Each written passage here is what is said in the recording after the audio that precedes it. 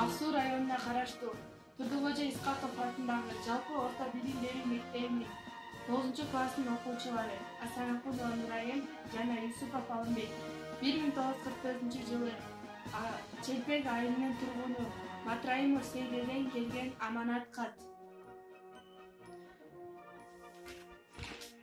Уулум Шакир, атаңдан кат келиптир. Апа, атаман кат келиптирби? Окуңузчу. Кымбаттуу жаным Гүзия, кызым Рабия, уулум Шакир, кандай аман эсен турасыңарбы? Дениңер сакпы? Рабия чоң ойдобу? Садагам Гүзия, мен 18 январда госпиталдан чыгып, 21 январда запасной полкто болдук да, 25 январь күнү фронтко жөнөгөнү жатабыз. Жаным, саламат болсоң барам. Рабия менен Шакирди өөп кой. Кудайдан башка айла жок. Атама энеме салам айт.